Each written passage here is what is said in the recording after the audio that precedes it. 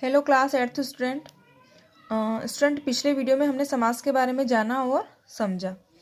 I hope समास सभी को समझ में आ गए होंगे और सभी ने अपनी फेयर कॉपी में क्वेश्चन आंसर लिख भी लिए होंगे। ओके, आज हम पढ़ेंगे मुहावरे और लोकोक्तियाँ। तो मुहावरे और लोकोक्तियाँ क्या होती है और इनमें क्या डिफरेंस होता है ये हम जानेंगे। सामान्यतः मुहावरों और लोकोक्तियों को एक समान माना जाता है, लेकिन इनमें अंतर होता है। आइए इनके अंतर को समझते हुए इन्हें विस्तार से जानें। स्टूडेंट, जो मुहावरे होते हैं उनमें उद्देश्य और विधेय नहीं होता है ना, जबकि लोकोक्ति में उद्देश्य और विधेय दोनों होता है। फॉर एग्जाम्पल, जैसे मैंने बोला हाथ फैलाना। हाथ फैलाना एक मुहावरा है और चोर की दाढ़ी में तिनका ये एक लोकोक्ति है। तो मुहावरे में क्या होता है, उद्देश्य होता है और विधेय होता है, जबकि लोकोक्ति में ऐसा नहीं होता है।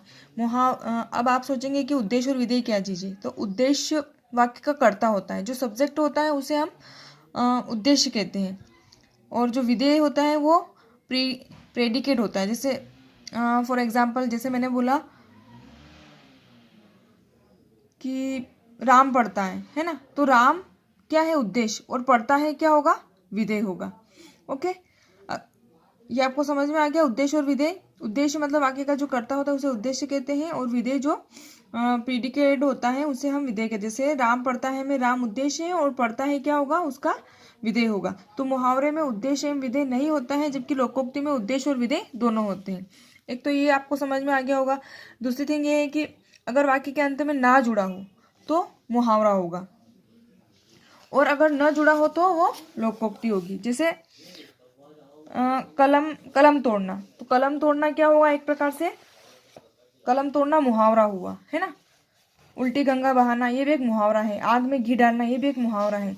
लेकिन जैसे मैंने बोला अध जल घघरी झलकत जाए, एक अनार 100 बीमार, घर की मुर्गी दाल बराबर, ये सब क्या हुआ, ये लोकोक्ति हुआ। अब हमें ध्यान क्या रखना है कि जिन वाक्यों के अंत में ना जुड़ा होता है तो वो मुहावरे होते हैं, है ना। तो लेकिन हमें मेन चीज क्या याद रखनी है कि ना तो जुड़ा हुआ हो लेकिन वो क्रिया हो। क्रिया के लास्ट में अगर ना जुड़ा हो तो वो ही मुहावरा होगा, और अगर कोई संज्ञा या विशेषण है और उसमें ना जुड़ा है तो वो मुहावरा नहीं होगा, वो क्या होगी, लोकोक्ति। आया समझ में। कुछ अपवाद भी होते हैं, जैसे थोता चना बाजे गना। अब देखो इसमें घना शब्द जो है इसमें भी पीछे ना जुड़ा है ना। अब आप बोलेंगे मैम ने बोला था कि ना जुड़ा है तो मतलब ये मुहावरा है। ऐसा नहीं है, इसमें आपको क्या देखना है कि क्रिया है या नहीं। लास्ट में घना शब्द में जो मैंने बोला है उसमें जो घना है वो क्रिया नहीं है, वो क्या है, एक विशेषण है। तो हमें ये ध्यान रखना है कि अगर क्रिया नहीं है, क्रिया में ना नहीं जुड़ा है तो वो मुहावरा नहीं होगा, वो लोकोक्ति होगी। ओके, ऐसे ये कुछ अपवाद है, तो हमें इन चीजों को ध्यान में रखना है। जैसे जैसी करनी वैसी भरनी। अब इसमें नी जुड़ा है, ना नहीं है, तो ये क्या होगी, लोकोक्ति होगी। ठीक है, जब तक जीना तब तक सीना। इसमें भी सीना क्या है, अब आप बोलोगे कि ना जुड़ा हुआ है, लेकिन सीना क्या है, संज्ञा है, क्रिया नहीं है, इसलिए ये भी क्या होगी, लोकोक्ति होगी। जैसे दूर का ढोल सुहावना, ये भी लोकोक्ति ही होगी, क्योंकि ये विशेषण है। ना तो जुड़ा है लेकिन सुहावना क्या है, विशेषण है। तो हमें मेन चीज क्या याद रखना है कि अगर ना जुड़ा है और क्रिया है तो ही मुहावरा होगा, और अगर ना जुड़ा है और क्रिया नहीं है तो वो क्या होगा, लोकोक्ति होगी। ओके, तो आई होप आपको समझ में आ गया होगा। आपकी बुक में भी कुछ एग्जाम्पल दे रखे हैं, तो आप इनको एक बार देख लेते हैं, समझ लेते हैं। मुहावरे वाक्यांश होते हैं, जबकि लोकोक्तियाँ अपने आप में पूर्ण वाक्य होती हैं। ओके, मैंने आपको समझाई अभी कि उसमें उद्देश्य और विधेय नहीं होते हैं, और इसमें उद्देश्य और विधेय दोनों होते हैं। ठीक है, वाक्यांश होने के कारण मुहावरों का प्रयोग स्वतंत्र रूप से न होकर वाक्य के अंतर्गत होता है, जबकि पूर्ण वाक्य के रूप में होने के कारण लोकोक्तियों का स्वतंत्र प्रयोग संभव है। ठीक है, मुहावरों का वाक्यों में प्रयोग लिंग, वचन, काल आदि के अनुसार होता है, जबकि लोकोक्ति का वाक्यों में प्रयोग करते समय इनके रूप में कोई परिवर्तन नहीं होता। मुहावरे प्रायः लक्षणा शब्द शक्ति से संबंधित होते हैं। अभी लक्षणा शब्द शक्ति क्या चीज है, शब्द शक्ति 3 प्रकार की होती है, अभिधा, लक्षणा और व्यंजना, है ना। तो ये इस शब्द शक्ति से संबंधित होते हैं, जबकि लोकोक्तियां प्रायः व्यंजना शब्द शक्ति से संबंधित होती हैं। ओके, मुहावरों का प्रयोग सदैव किसी प्रसंग अथवा परिस्थिति के लिए होता है, जबकि लोकोक्तियां जीवन के भागे हुए यथार्थ को उजागर करती हैं। ये लोकोक्तियां मतलब लोगों के द्वारा कही गई उक्ति जो लोगों द्वारा कही जाती हैं, है ना। मुहावरे किसी क्रिया को पूर्ण करने का काम करते हैं, जबकि लोकोक्तियों का प्रयोग किसी कथन को स्पष्ट करने के लिए भी होता है। मुहावरे अतिशयोक्तिपूर्ण नहीं होते हैं, जबकि लोकोक्तियां प्राय अतिशयोक्ति बन जाती हैं। अब देखिए मुहावरे का शाब्दिक अर्थ क्या होता है। मुहावरे का शाब्दिक अर्थ है अभ्यास या बातचीत। ओके, इसकी डेफिनेशन देख लेते हैं। जो वाक्यांश अपने सामान्य अर्थ को छोड़कर किसी विशेष अर्थ को प्रकट करते हैं उन्हें मुहावरा कहते हैं। जो वाक्यांश अपने सामान्य अर्थ को छोड़कर किसी विशेष अर्थ को प्रकट करते हैं उन्हें मुहावरा कहते हैं। आए समझ में। अब देखो कुछ प्रचलित मुहावरे दे रखे हैं, इनको अपन पढ़ेंगे, और वाक्य भी दे रखे हैं, अर्थ और वाक्य। देखिए मुहावरा, अक्ल पर पत्थर पड़ना।